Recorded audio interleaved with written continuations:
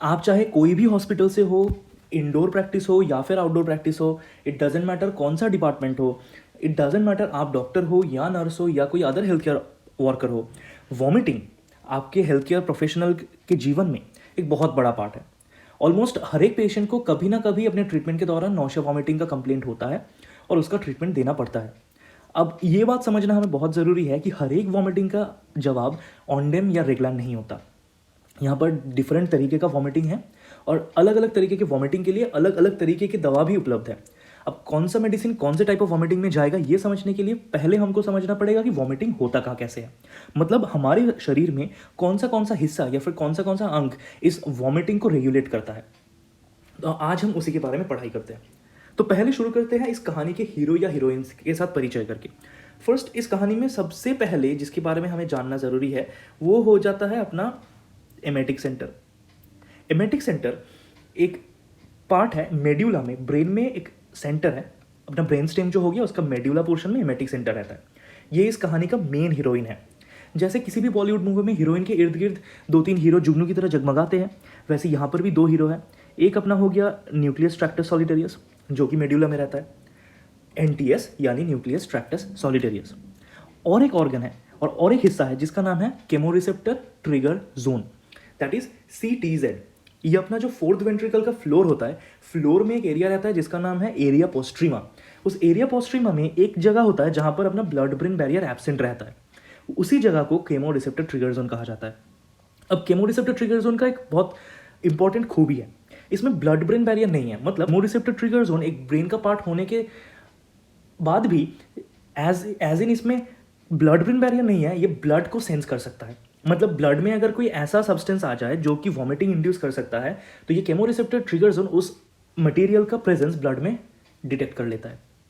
ये तो गए दो हीरोइन के आसपास। इनको छोड़ के है अपना सेरिबेलम जो एक बहुत इंपॉर्टेंट पार्ट प्ले करता है मोशन सिकनेस में। और उसको छोड़ के हमारे पास है अपना सेंट्रल नर्वस सिस्टम का हायर सेंटर्स, मतलब अपना सेरिब्रल कॉर्टेक्स हो गया ये सब। अब ब्रेन के डिफरेंट पार्ट्स को छोड़ के पेरिफेरी में भी बहुत सारे ऑर्गन्स हैं जो वॉमिटिंग के प्रोसेस में इन्वॉल्व है। जैसे अपना फेरिंग्स हो गया, स्टोमक हो गया, इनर ईयर हो गया और अपना ब्लड वेसल तो है ही है, blood borne toxins vomiting cause कराता है। अब हमने जान पहचान तो कर लिया हमारे सिनेमा में हीरो हीरोइन कौन है। अब अपना असली कहानी शुरू करते हैं। तो कहानी का शुरुआत होता है फेरिंग्स से। फेरिंग्स मतलब अपने मुंह के अंदर, अगर आप देखेंगे मुंह के अंदर एकदम पीछे पोस्टीरियर वाला जो वॉल होता है वो फेरिंग्स हो जाता है, ओरोफेरिंग्स। अब आपने सुना होगा शायद बहुत ऐसे लोग हैं जो खाने के बाद गले में उंगली डाल के उल्टी करते हैं। अब ये गले में उंगली डाल के उल्टी करने का जो मतलब है, उसका मतलब होता है कि आप फेरिंग्स को स्टिम्युलेट करते हो अपनी उंगली से। उस स्टिम्युलेशन से एक पाथवे जनरेट होता है जिसका नाम है गैग रिफ्लेक्स। अब गैग करते हो और गैग से वॉमिटिंग होता है। अब जब फेरिंग्स को स्टिम्युलेट करते हो वो इन्फॉर्मेशन ब्रेन तक पहुंचता है क्रेनियल नर्व 9 मतलब ग्लॉसोफेरिंजियल नर्व के द्वारा। अब ग्लॉसोफेरिंजियल नर्व ये इन्फॉर्मेशन लेके देता है एनटीएस को, मतलब न्यूक्लियस ट्रैक्टस सॉलिटेरियस को। अब न्यूक्लियस ट्रैक्टस सॉलिटेरियस यही इन्फॉर्मेशन एमेटिक सेंटर तक पहुंचाता है और एमेटिक सेंटर वॉमिटिंग कॉज करता है और उसी तरह से गले में उंगली डालने के बाद उल्टी हो जाता है। अब तो ये गया गले का बात। अब थोड़ा गले से नीचे आते हैं। सपोज आपने कुछ खाना खाया जो बहुत इरिटेंट है, उस खाने को गले से नीचे डालने के बाद कहाँ जाएगा? वो स्टोमक में जाएगा, जाहिर सी बात है। अब स्टोमक में हमारे पास कुछ रिसेप्टर्स होते हैं 5HT3 रिसेप्टर्स, मतलब कि सेरोटोनिन के थर्ड टाइप ऑफ रिसेप्टर और सेरोटोनिन 3 रिसेप्टर्स। अब वो जो इरिटेंट सब्सटेंस आपने खा लिया वो डायरेक्टली 5HT3 रिसेप्टर को स्टिमुलेट कर सकते हैं सेरोटोनिन के द्वारा या फिर सेरोटोनिन लाइक सब्सटेंस के द्वारा। अब ये signal 5HT3 stimulation directly vomiting cause कर सकता है, या फिर स्टोमक में प्रेजेंट जो भी इरिटेंट सब्सटेंस है वो वेगल नर्व को स्टिमुलेट कर सकता है, मतलब क्रेनियल नर्व 10 को स्टिमुलेट करके वो इरिटेशन वाला सिग्नल ये सेंड कर सकता है एनटीएस तक, that is nucleus tractus solitarius. और दोबारा ये nucleus tractus solitarius cranial nerve 10 के द्वारा प्राप्त हुआ इस इंफॉर्मेशन को एमेटिक सेंटर तक पहुंचाएगा और एमेटिक सेंटर जो कि अपना कहानी का हीरो है वो वॉमिटिंग कॉज करा देगा। अब अगर बात करें कि स्टोमक के अंदर ये इरिटेंट सब्सटेंस है क्या क्या, तो ये स्टोमक के अंदर जो लोकल इरिटेंट्स के बारे में हम बात करते हैं वो अपना हो जाता है कुछ साइटोटॉक्सिक ड्रग्स, हो जाता है कॉपर सल्फेट जो सब्जियों में पाया जाता है, सब्जियों में मिलावट के रूप में। अगर स्टोमक का रेडिएशन हो, रेडियोथेरेपी जैसे कि कैंसर में होता है, तब भी स्टोमक इरिटेटेड होता है, या फिर कुछ बैक्टीरिया या फिर वायरसेस वो भी स्टोमक को लोकली इरिटेट करते हैं। अब सपोज ये जो इरिटेंट है ये स्टोमक को इरिटेट करके तो सिग्नल भेज ही सकता है, नहीं तो दूसरा एक चीज़ हो सकता है कि ये वाला इरिटेंट स्टोमक से जाके डायरेक्टली ब्लड में एब्जॉर्ब हो जाता है, और ब्लड जब केमोरिसेप्टर ट्रिगर जोन के पास से जाता है, केमोरिसेप्टर ट्रिगर जोन इस इरिटेंट को ब्लड में डिटेक्ट कर लेता है और वो इन्फॉर्मेशन एमेटिक सेंटर तक पहुंचा देता है और उससे वॉमिटिंग हो जाता है। ये भी एक तरीका हो सकता है। अब जब ब्लड का बात आया, ये हमें याद रखना जरूरी है कि ब्लड में इटसेल्फ तो कुछ ब्लड बॉर्न एमेटिक्स रह सकते हैं, मतलब कि सपोज ब्लड में अपना तो कुछ कुछ रह सकता है, कुछ ब्लड बॉर्न एमेटिक्स,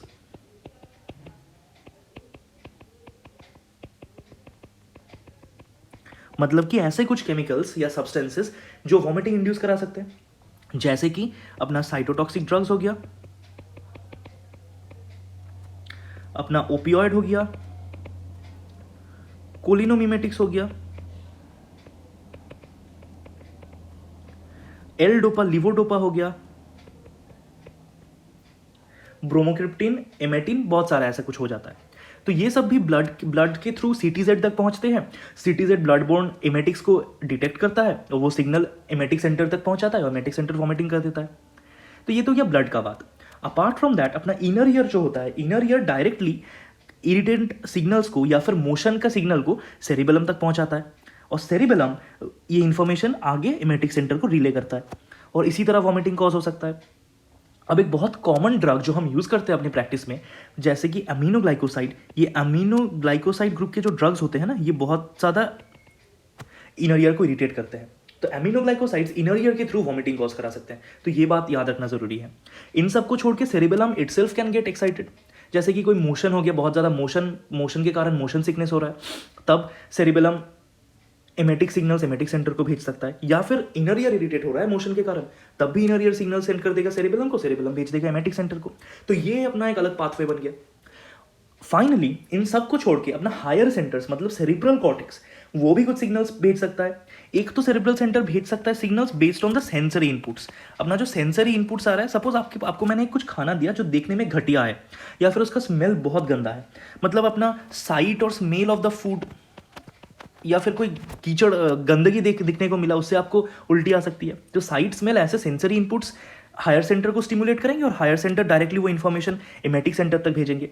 या फिर सपोज पेन, इतना ज़्यादा पेन हो रहा है, पेन के कारण भी वॉमिटिंग हो सकता है। जैसे कि आप देखेंगे एक पेशेंट जो रेनल स्टोन के साथ आपके इमरजेंसी में आता है, वो पेन इतना ज़्यादा होता है, इतना इंटेंस होता है कि उस पेन के कारण भी पेशेंट को वॉमिटिंग रहता है। तो ये सब सेंसरी इनपुट्स हायर सेंटर के द्वारा एमेटिक सेंटर तक पहुंच सकते हैं। या फिर और एक चीज़ हो सकता है कि आपके पास कुछ मेमोरी है। मेमोरी मतलब पहले सपोज आपने कोई खाना खाया होगा, उस खाना को खाने के बाद आपको बहुत ज़्यादा वॉमिटिंग हुआ, तो ये जो मेमोरी फियर, एंटिसिपेशन, ये सारे चीज़ भी हायर सेंटर को स्टिमुलेट कर सकता है और हायर सेंटर एमेटिक सेंटर को स्टिमुलेट करेगा। तो यही हो गया अपना मोटा मोटी एमेसिस या मिथ वॉमिटिंग का पाथवे के बारे में चर्चा। अब आता है ड्रग्स के बारे में बात। ड्रग्स कहाँ कहाँ यहाँ पर टारगेट कर सकते हैं। अब ड्रग्स टारगेट जानने के लिए हमें देखना पड़ेगा, ड्रग्स टारगेट तो मेनली अपने पास 3 है। फर्स्ट ऑफ ऑल सेरिबेलम एक ड्रग टारगेट है। सेरिबेलम के ऊपर अपना बन जाता है H1 रिसेप्टर और M रिसेप्टर प्रेजेंट रहता है। ये रिसेप्टर्स को अगर हम ब्लॉक करें तो सेरिबेलम के थ्रू जो पाथवे जाता है उसको हम ब्लॉक कर सकते हैं वॉमिटिंग का। अपना जो CTZ होता है, CTZ में अपना रिसेप्टर रहता है अपना 5-HT3, that is the serotonin 3 receptor. अपना D2 रिसेप्टर रहता है डोपामिन का, M1 रिसेप्टर रहता है और अपना रह जाता है CB1 receptor, that is cannabinoid 1 receptor. और NTS में कुछ रिसेप्टर्स रहते हैं, जैसे कि कॉमन रिसेप्टर्स तो NTS में हो गया कि NTS में भी 5-HT3 रहता है, D2 रहता है, M रहता है, CB1 रहता है। इन सबको छोड़ के भी यहाँ पर रहता है अपना NK1 और H1 रिसेप्टर्स। ये सारे रिसेप्टर्स न्यूक्लियस ट्रैक्टर सॉलिटेरियस में प्रेजेंट होता है। मतलब अगर हमें पाथवे समझ में आ गया, मतलब सपोज स्टोमक से जा रहा है या फिर फेरिंग से जा रहा है, तो अगर हम न्यूक्लियस ट्रैक्टर सॉलिटेरियस को ब्लॉक करने का प्रयास करें तो एमएससी स्टॉप हो सकता है। या फिर अगर हमें डाउट हो कि ब्लड बोर्न एमेटिक जा रहा है तो अगर सीटीजेड को ब्लॉक करें तो ब्लॉक हो सकता है। अगर हमें लग रहा है कि इनर ईयर के थ्रू सेरिबेलम के पाथवे से जा रहा है कोई सिग्नल, तो अगर H1 और M रिसेप्टर को ब्लॉक कर देंगे मतलब सेरिबेलम ब्लॉक हो जाएगा और अपना एमएससी रुक जाएगा। तो ये नॉलेज हमें काम आएगा जब हम नेक्स्ट वीडियो में पढ़ेंगे कि एंटी वॉमिटिंग ड्रग्स हमारे पास कौन से क्लास के हैं और कौन से सिनेरियो में कौन सा वाला ड्रग यूज करना है। I hope you enjoyed the video. अगर आपको वीडियो अच्छा लगा तो अपने दोस्तों के साथ ये वीडियो शेयर कीजिए, इस चैनल को सब्सक्राइब कीजिए और नेक्स्ट वीडियो मिस ना करें इसके लिए बेल आइकन को जरूर दबाइए। मिलते हैं अगले वीडियो।